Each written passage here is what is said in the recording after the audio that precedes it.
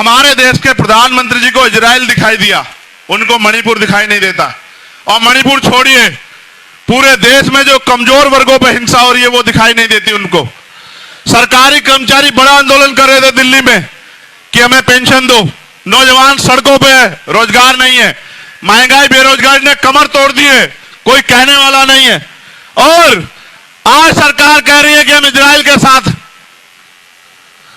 आप ये जानते हो, अगर आपने इतिहास पढ़ा, और मेरा जमीर इस बात की गवाही देता है कि हमें हमेशा कमजोरों के साथ खड़ा होना चाहिए, अपने हक की लड़ाई लड़ने वालों के साथ खड़ा होना चाहिए।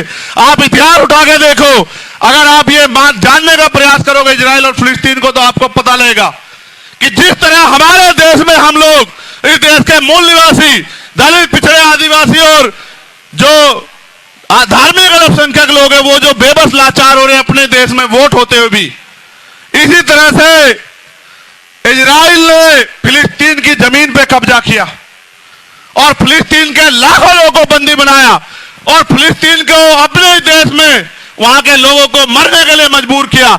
मैं हिंसा का समर्थन नहीं करता, मगर आप ये बताओ, अगर वहां फिलिस्तीन की लड़ाई गलत है तो देश ने जो आजादी की लड़ाई लड़ी अंग्रेजों के खिलाफ, वो कहां सही है आप बताओ।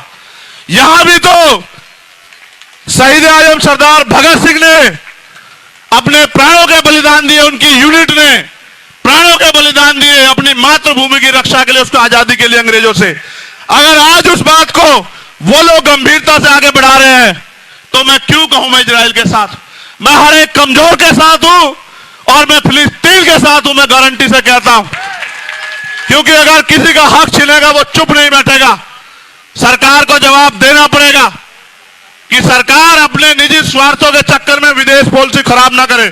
आप अटल जी का बयान सुनना, अटल जी फिलिस्तीन के साथ थे, नेहरू जी फिलिस्तीन के साथ थे, इंदिरा गांधी फिलिस्तीन के साथ थी, और आज की सरकार इजराइल से वो उनकी जांच एजेंसी है जिससे हमारे नेताओं के अकाउंट खंगलवाने हैं, उनके फोनों में क्या है ये दिखवाना है, उनकी इंक्वायरी करवानी है।